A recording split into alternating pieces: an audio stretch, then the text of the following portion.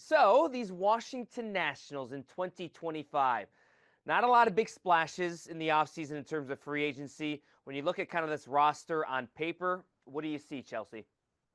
It's a team that could be better than they were last year, but probably won't be much better, frankly. It definitely depends on where their young guys go. If James Wood takes a big step, if Dylan Cruz is ready, there's pieces. If CJ Abrams looks more like the first half all-star than the second half bust. But, that's a lot of ifs. And the people they brought in around them, there are some decent baseball players. Josh Bell is familiar. Nate Lowe is a big, positive clubhouse guy. But those guys don't change the course of your season. And I'm going to share a story with you because I was actually at lunch yesterday, and random guy viewer comes up to me and he's like, "Can you please get on the television and ask the Nationals to spend money?" I'm like, "I don't have that control," but there's a frustration there from the fan base, and they're kind of questioning the direction. What are these guys thinking in terms of the Lerner family? And you look at the rosters of like the Mets, the Phillies, and the Braves. It's hard to argue, and it's hard to kind of compete with, guys that you mentioned on paper. Yeah, they need to spend. And the fact that they're not spending is an ownership decision. It's been their reality now for a few years. I think they've opened things up a little bit this year. Why they've decided to do that, I honestly don't know. We try to ask them pretty regularly. They don't like to speak to us, but I know, we've all watched Mike Rizzo do this before, and I think he would certainly have loved to be in the marketplace for some of those top end starters. It just isn't what they're doing right now. So he's kind of having to kind of piece things together as much as he can, but the money's not coming from up top, and they're kind of working within a really limited framework. Right, and how do you compete with the so-called big boys, the Mets, the Phillies, and the Braves? That's a tough division, Chelsea.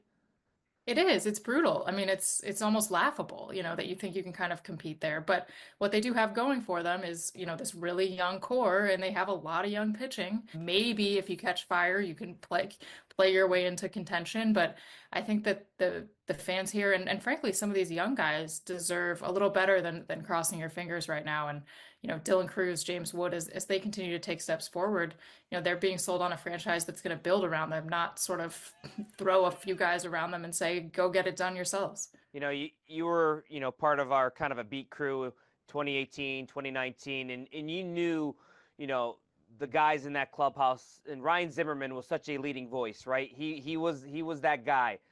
Who's that guy now in the Nats clubhouse? Who's going to be that leader? Like, I think you're totally right. I'm surprised they maybe didn't get someone with a clearer voice on the position player side this offseason. I mean, Josh Bell is a wonderful yeah, human being, but his influence is limited by his playing and his playing time. So I think for them, Trevor Williams is a kind of veteran presence on the pitching side, and he helps. If Mackenzie Gorb is pitching well, that guy has the fire in him, and people follow that.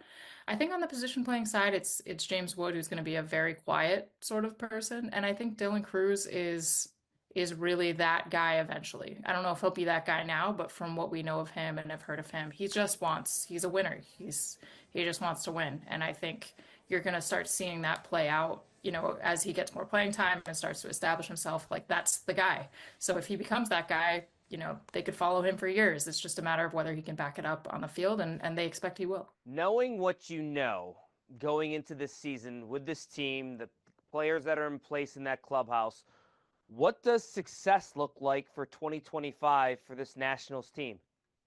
I think they need to be right around 500, which is a big ask in that division, particularly. And I think the young guys have to evolve. I think whatever happened to CJ Abrams in the second half of last season, you have to come out of this year absolutely confident that he's the all-star version and not the other version. James Wood, Dylan Cruz, those guys have to be starters. They have to be solid.